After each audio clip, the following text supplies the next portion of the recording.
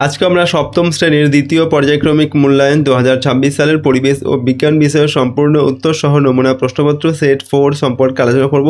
তো চলো এই ভিডিওতে আমরা ক্লাস 7-এর সেকেন্ড ইউনিট টেস্ট 2026 পরিবেশ ও বিজ্ঞান বা সায়েন্স সাবজেক্টের এই কোশ্চেন পেপার এবং তার উত্তরগুলো দেখে নিই। সেকেন্ড সামিটিভ ইভ্যালুয়েশনে তোমাদের 50 নম্বরের পরীক্ষা হয়, সময় থেকে 1 ঘন্টা 30 মিনিট। এই প্রশ্নগুলোর পিডিএফগুলো আমাদের সহজ লেসন অ্যাপের মধ্যে রয়েছে। অ্যাপের লিঙ্ক ডেসক্রিপশন বক্সে দেওয়া আছে বা গুগল প্লে স্টোর থেকে তোমরা অ্যাপটিকে পেয়ে যাবে। সেখানে পেইড কোর্সের মধ্যে এর পিডিএফ ফাইলগুলো থাকবে। পেমেন্ট করার পর তোমরা পিডিএফগুলো নিজেদের ফোনে ডাউনলোড করে নিতে পারবে। 1 নম্বর দাগের প্রশ্নে বলা হচ্ছে, দেখো সঠিক উত্তরটি নির্বাচন করে লেখো। 1 × 12 = 12। একের দাগে সমতল আয়নার সঙ্গে 60 ডিগ্রি কোণে ওই আয়নার উপর আলোকরশ্মি আপতিত হলে প্রতিফলন কোণ হবে 30 ডিগ্রি, 60 ডিগ্রি, 90 ডিগ্রি, না কোনোটিই নয়। সঠিক উত্তর হবে 60 ডিগ্রি। 2 নম্বর, আকাশে রামধনু আসলে সূর্যের সাদা আলোর প্রতিফলন, বিচ্ছুরণ, প্রতিসরণ, প্রতিবিম্ব গঠনের প্রাকৃতিক ঘটনা। এটা হচ্ছে বিচ্ছুরণ হবে। তারপর 3 নম্বর দাগে আলোর বিচ্ছুরণ আবিষ্কার করেন গ্যালিলিও, নিউটন, স্যাডউইক, না সত্যেন্দ্রনাথ বোস। এটা সঠিক উত্তর হবে নিউটন। 4 নম্বর দাগে বাল্বের যে অংশ আলো দেয় সেটি হলো কাঁচ, ফিলামেন্ট, তামার মোটা তার, না নাইক্রোম তার। এটা হচ্ছে ফিলামেন্ট। ফুলের যে অংশটি বীজে পরিণত হয় সেটি হচ্ছে গর্ভদণ্ড, ডিম্বাশয়, ডিম্বক, না গর্ভমুণ্ড। এটা হচ্ছে ডিম্বক হবে। মেরুজ্যোতির কারণ হচ্ছে পৃথিবীর পরিবেশের দূষণ, পরিবেশের উষ্ণতা বৃদ্ধি, পৃথিবীতে যে কারণে বজ্রপাত হয়। পৃথিবী একটি বিরাট চুম্বক, তার প্রভাব। এটা হচ্ছে পৃথিবী একটি বিরাট চুম্বক, তার প্রভাব। তারপর দেখো একটি সপ্রভ বস্তু হলো ইট, সূর্য, পাথর, না কাঠ। তো সপ্রভ বস্তু হচ্ছে এগুলোর মধ্যে সূর্য। পরের প্রশ্ন হচ্ছে, ইলেকট্রিক বাল্বের ফিলামেন্ট তৈরি হয় ট্যাংস্টেন, তামা, লোহা, না নাইক্রোম দিয়ে। এটা হবে ট্যাংস্টেন দিয়ে। পরিবেশ বান্ধব শক্তি নয় সৌরশক্তি, মাটির নিচের তাপশক্তি, দৈব শক্তি, না জীবাশ্ম তেল থেকে পাওয়া শক্তি। পরিবেশ বান্ধব শক্তি নয়, সেটা হচ্ছে জীবাশ্ম তেল থেকে পাওয়া শক্তি। কাণ্ডের যে জায়গা থেকে শাখা বা পাতা বেরোয় সেই জায়গাটি হলো পর্ব, কক্ষ, পর্বমধ্য, না বিটপ। তো সেটা হচ্ছে পর্ব। এরপর মৃদভেদী অঙ্কুরোদ্গম দেখা যায় ছোলা, কুমড়ো, মটর, না আম গাছে। এটা হবে কুমড়ো গাছে। তারপরে দেখো তাপমাত্রা বাড়লে ব্যাপন ঘটে ধীরে, তাড়াতাড়ি, না পূর্বের মতোই। উত্তর হবে তাড়াতাড়ি। 2 নম্বর থেকে অতি সংক্ষিপ্ত উত্তর দাও। 1 × 5 = 5। আলোর প্রতিসরণ কাকে বলে? আলো এক মাধ্যম থেকে অন্য মাধ্যমে যাওয়ার সময় 2 মাধ্যমের বিভেদ তল থেকে সামান্য বেঁকে যাওয়ার ঘটনাকে আলোর প্রতিসরণ বলে।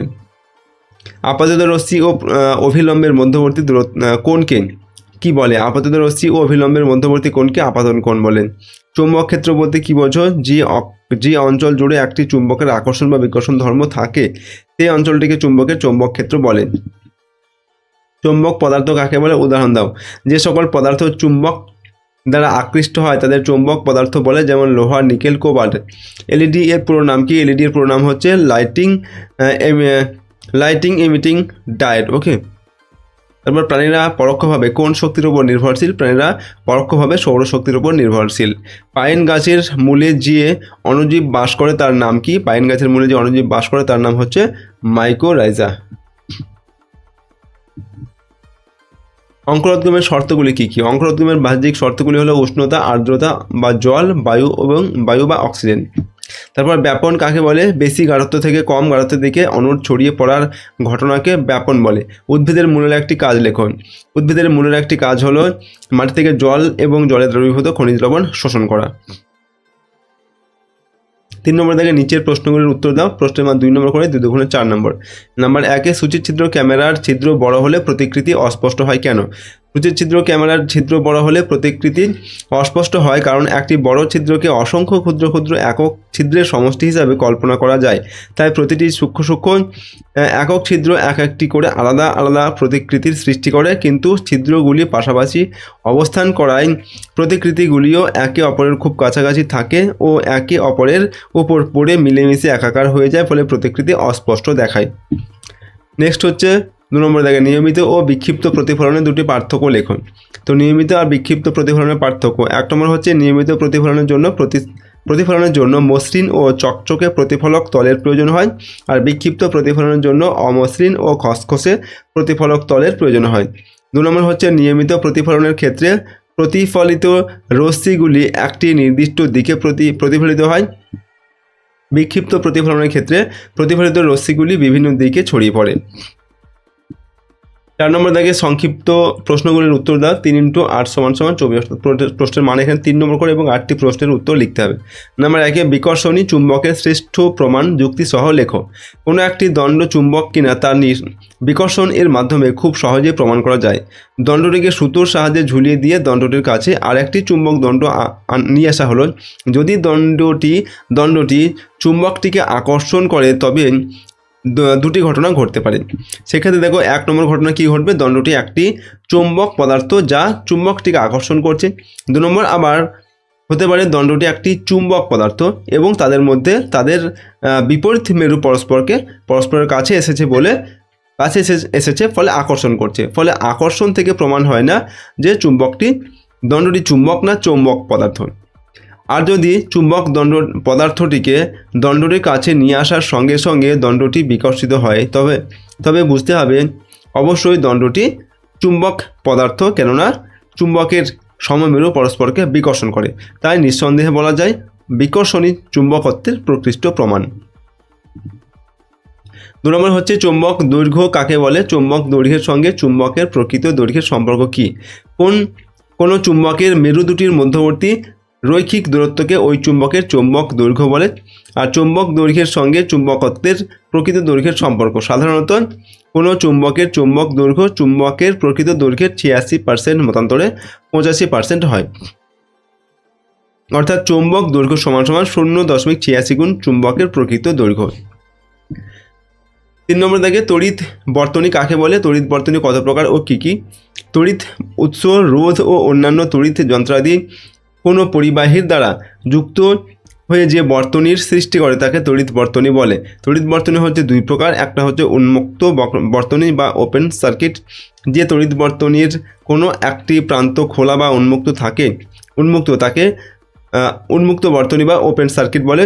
আর বদ্ধ বর্তনী হচ্ছে বা ক্লোজ সার্কিট।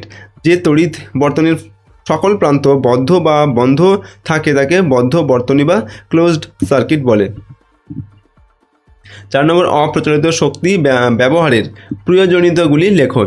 1 নম্বর অপ্রচলিত শক্তি ব্যবহারে পরিবেশ দূষিত হয় না। 2 নম্বর ক্ষুদ্রাকারে ব্যবহার করা যায় বলে প্রচুর মূলধনের প্রয়োজন হয় না। 3 নম্বর প্রবহমান সম্পদ বলে নিঃশেষিত হওয়ার আশঙ্কা থাকে না। 4 নম্বর দেশের অধিকাংশ জায়গায় কোনো না কোনো উৎস সহজলভ্য। এরপর হচ্ছে বায়োগ্যাস বা জৈব গ্যাস কাকে বলে? এই গ্যাস কী কাজে ব্যবহৃত হয়? গৃহপালিত পশু পাখির মল বড় গর্তে পচিয়ে তার থেকে যে গ্যাস উৎপন্ন হয় তাকে জৈব গ্যাস বা বায়োগ্যাস বলে। এর ব্যবহার কি? 1 নম্বর বায়োগ্যাস মূলত রান্নার কাজে ব্যবহার করা হয়। 2 নম্বর বাতি জ্বালানোর কাজে ব্যবহৃত হয়। 3 নম্বর হচ্ছে বর্তমানে বিদ্যুৎ উৎপাদনেও এই গ্যাস ব্যবহার করা হচ্ছে। 6 নম্বর চিত্র সহযোগে একটি ফলের বিভিন্ন অংশ বর্ণনা করো। তো দেখো, একটি প্রকৃত ফল বা আদর্শ ফল 4টি অংশ নিয়ে গঠিত। যেমন 1 নম্বর বহিস্তক।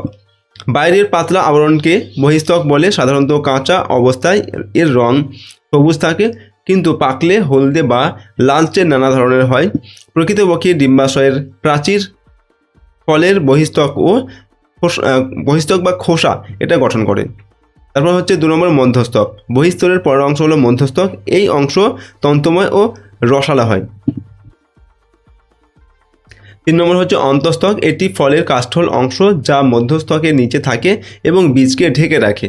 আর 4 নম্বর হচ্ছে বীজ। একটি ফলে এক বা একাধিক বীজ থাকে। ডিম্বাশয়ের ডিম্বকগুলি বীজে পরিণত হয়। বীজোত্বক ফলোত্বকের সঙ্গে শক্ত করে লেগে থাকে। আবার অনেক সময় বীজোত্বক ও ফলোত্বক সম্পূর্ণ আলাদাভাবে থাকে। ওকে, এবং এরকম একটি ফলের যে বিভিন্ন যে অংশ সেগুলো এবার চিহ্নিত করে তোমরা কিন্তু আঁকবে বা আঁকার চেষ্টা করে প্র্যাকটিস করবে। এটা হচ্ছে বহিস্তক। তারপর এটা হচ্ছে মধ্যস্থক, যেটা আমরা খাই যে অংশটা, এটা হচ্ছে বীজ, এবং এটা হচ্ছে অন্তঃস্থক। এই বীজের বাইরে যে আবরণটা থাকে সেটা বলা হয় অন্তঃস্থক। পরেরটা দেখো, বৈদ্যুতিক ইস্ত্রিতে আর কি, বা যেটাতে আমরা আয়রন করি, নাইক্রোম তার ব্যবহার করার সুবিধা কি? তো বৈদ্যুতিক ইস্ত্রিতে নাইক্রোম তার ব্যবহারের সুবিধাগুলি হলো: 1 নম্বর নাইক্রোম তারের রোধাঙ্ক খুব বেশি বলে তারটিতে উৎপন্ন তাপের পরিমাণ বেশি হয়। 2 নম্বর নাইক্রোম তারকে অতি উচ্চ তাপমাত্রায় বায়ুর সংস্পর্শে রাখলেও বায়ুর অক্সিজেনের সঙ্গে তারটির কোনো রাসায়নিক বিক্রিয়া হয় না। 3 নম্বর, নাইক্রোম তারের গলনাঙ্ক খুব বেশি হওয়ায় তারটি বেশি তাপমাত্রাতেও গলে যায় না, ফলে নাইক্রোম তারটি উচ্চ তাপমাত্রায় পৌঁছে প্রচুর তাপ সরবরাহ করতে পারে। এরপর দেখো একটি আদর্শ ফুলের কটি অংশ ও কী কী? একটি আদর্শ ফুলের 4টি অংশ। একটি আদর্শ মূলের, ঠিক আছে, একটি আদর্শ মূলের হচ্ছে 4টি অংশ: মূলত্র অঞ্চল, বর্ধনশীল অঞ্চল, মূল্যম অঞ্চল, স্থায়ী অঞ্চল। এবং এরকম একটা চিত্র তোমরা অঙ্কন করবে। স্থায়ী অঞ্চল, ঠিক আছে, শাখা মূল, প্রশাখা মূল, ওকে, প্রধান মূল। তারপর হচ্ছে এটা হচ্ছে মূল্যম অঞ্চল, এটা হচ্ছে বর্ধিষ্ণু অঞ্চল আর মূলত্র অঞ্চল। দেখো আজকে আমরা তোমাদের ক্লাস 7-এর সেকেন্ড ইউনিট টেস্টের পরিবেশ ও বিজ্ঞান বা সায়েন্স সাবজেক্টের একটি কোশ্চেন পেপারের উত্তরগুলো নিয়ে আলোচনা করলাম। প্রশ্নোত্তরগুলো তোমরা ভালোভাবে প্র্যাকটিস করবে, সেই সঙ্গে তোমাদের সিলেবাসের মধ্যে যে অধ্যায়গুলো রয়েছে প্রতিটি অধ্যায় তোমরা পাঠ্য বই দিয়ে কিন্তু খুব ভালোভাবে পড়বে, এবং সেই সঙ্গে এই যে সেটগুলো আমরা তোমাদের দিচ্ছি সেটগুলো কিন্তু তোমরা ভালোভাবে প্র্যাকটিস করবে। এটা 4 নম্বর সেট আমি দিলাম, এর আগে আরও কয়েকটি সেট দিয়েছি। প্রতিটা সেট ভালোভাবে কিন্তু তোমরা পড়বে, এবং এই প্রতিটা সেটের প্রশ্নোত্তর যে PDF ফাইল সেগুলো আমাদের অ্যাপের মধ্যে দেওয়া আছে। সহজ লেসন অ্যাপের লিঙ্ক রয়েছে ডেসক্রিপশন বক্সে, অথবা গুগল প্লে স্টোর থেকে তোমরা অ্যাপটিকে পেয়ে যাবে। সেখানে পেইড কোর্সের মধ্যে কিন্তু এর PDF-গুলো দেওয়া থাকবে। ওকে, সেখানে পেমেন্ট করার পর তোমরা PDF-গুলোকে ডাউনলোড করে নিতে পারবে। তো আজকের এই ভিডিওটিকে আমরা এখানে শেষ করছি। সম্পূর্ণ ভিডিওটি দেখার জন্য অসংখ্য ধন্যবাদ।